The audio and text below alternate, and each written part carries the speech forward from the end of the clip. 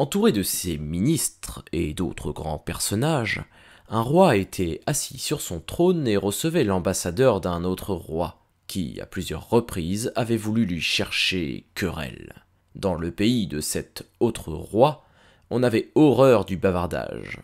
On ne s'y fiait guère à celui qui, pour vous persuader de son intelligence ou de sa force, recourait à de beaux discours. Au contraire, on y croyait volontiers un homme très sobre en paroles.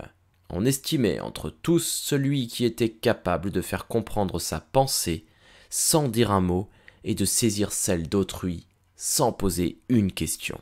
Ayant été introduit auprès du roi, l'ambassadeur, en silence, traça un cercle autour du trône. Ce fut tout son message. Puis, après avoir ôté ses babouches, il s'assit en face du roi, les jambes croisées. Il reste là, serrant les lèvres, comme un homme qui attend une réponse. Le roi n'avait pas compris le cercle tracé autour de son trône. Il interrogea du regard, puis à voix basse, le grand vizir, les autres ministres, les nobles, les officiers qui l'entouraient. Personne n'avait compris. Le roi fut extrêmement irrité. C'était une grande honte qu'il n'y eût point parmi ses conseillers un homme assez intelligent pour lui expliquer la pensée de l'ambassadeur.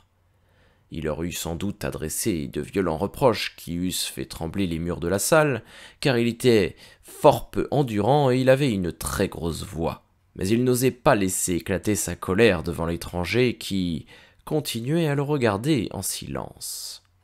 Enfin, roulant des yeux terribles, il dit tout bas au grand vizir d'envoyer en ville des émissaires, afin d'en ramener les hommes les plus avisés qu'il pourrait découvrir. Il ajouta que si l'on ne trouvait personne qui fût capable d'expliquer le message de l'ambassadeur, il ferait trancher la tête de tous ses ministres. Tandis que les messagers s'en allaient de rue en rue, de maison en maison, cherchant l'homme nécessaire, le roi et l'ambassadeur demeurèrent en face l'un de l'autre sans proférer une syllabe. Bien que le roi fît semblant de réfléchir pour se donner une contenance, il était fort gêné. Tous ceux qui l'entouraient, accablés par la honte ou tremblants de frayeur, ne savaient que faire de leur corps.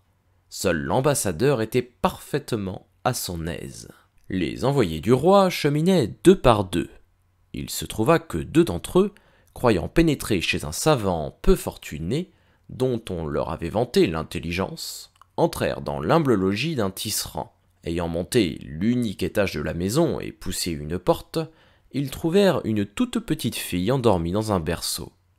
Le père travaillait en bas, la mère était au marché, et l'enfant s'était assoupi au doux va-et-vient de la couchette, car le berceau était en mouvement, bien qu'il n'y eût personne dans la chambre ni dans la pièce voisine. Fort surpris, les messagers montèrent sur la terrasse de la maison. Là encore, ils ne découvrirent pas une âme. Et cependant, un grand roseau planté dans le sol se balançait de façon régulière sans qu'il y eût un souffle de brise. Ils comprirent que ce roseau était là pour écarter les oiseaux par son balancement. En effet, la terrasse était couverte de grains de blé qu'on avait lavés, puis étendus au soleil pour les sécher. Et il est certain que sans l'agitation du roseau, les oiseaux ne se seraient point gênés pour picorer le froment. De plus en plus étonnés, les deux envoyés du roi redescendirent et pénétrèrent dans un petit atelier qui donnait d'un côté sur la rue, de l'autre sur une cour. Ils n'avaient pas eu l'idée d'y entrer avant de monter à l'appartement qu'ils croyaient être celui du savant. Mais ils voulaient maintenant se renseigner sur ce qui leur avait paru si étrange. Ils trouvèrent le tisserand fort occupé à lancer sa navette sur le métier. Il achevait une pièce de toile. L'artisan, interrogé, fit voir à ses visiteurs qu'il avait attaché un fil à l'un des bouts de sa navette, un autre fil à l'autre bout, tandis qu'il tissait les deux fils qui allaient de l'atelier à la chambre et à la terrasse, avaient été placés le long des murs pour ne pas embarrasser le passage, de sorte que les gens du roi ne les avaient point remarqués. Ils se regardèrent en hochant la tête avec admiration. « C'est un malin », se disait dans le langage des yeux.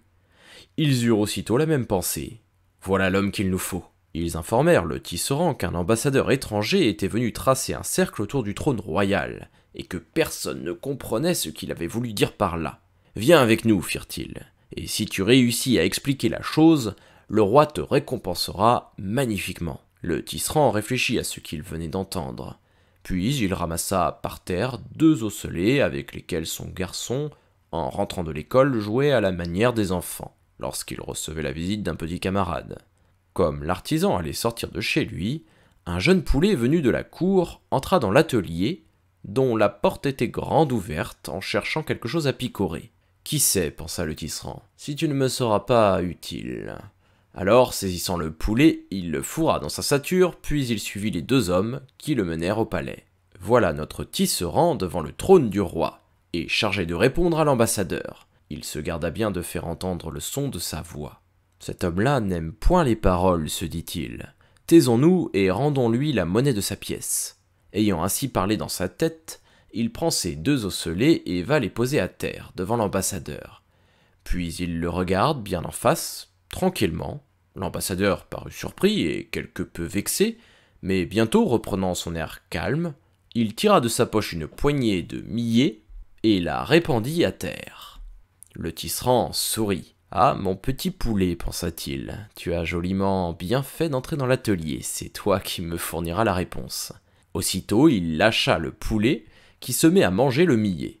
Là-dessus, l'ambassadeur remet ses babouches, se lève et s'en va, comme un homme qui sait à quoi s'en tenir. À peine est-il dehors que le roi descend de son trône, on entoure le tisserand, on lui demande ce que tout cela signifie.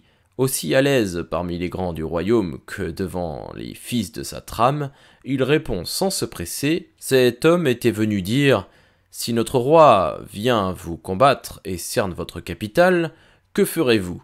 Le reconnaîtrez-vous pour votre maître ou vous défendrez-vous » J'ai mis les osselets devant lui, cela signifiait « Comparé à nous, vous êtes des enfants. » Il est vrai, dit le roi, qu'étant petit, nous avons tous joué aux osselets. Moi comme les autres. Continue. En répandant le millet, l'ambassadeur a répliqué « Nos soldats sont innombrables. » J'ai lâché le poulet pour répondre ceci. Un seul d'entre nous en massacrerait 100 des vôtres. Le roi fut émerveillé. Il comprit que le tisserand lui avait rendu un service inestimable, car l'ambassadeur s'était retiré sans un geste de menace. Cet homme devait être bien convaincu que des gens capables de répondre ainsi donneraient du fil à retordre à qui se permettrait de les attaquer. Plein d'admiration pour le tisserand, le roi aurait voulu le combler d'honneur et même le nommer son grand vizir. Mais l'artisan ne voulut accepter qu'un tout petit cadeau. « Tisserand je suis, dit-il, et tisserand je resterai. » Puis, avant de rentrer chez lui pour reprendre la navette, il ajouta « Je te prie seulement, ô roi, de ne jamais oublier que parmi tes plus humbles sujets, il y a des hommes capables de comprendre ce qui dépasse l'intelligence de ton grand vizir. Mets-toi bien dans l'esprit que les tisserands, les cordonniers, les forgerons, les charpentiers ne sont pas nécessairement des imbéciles. »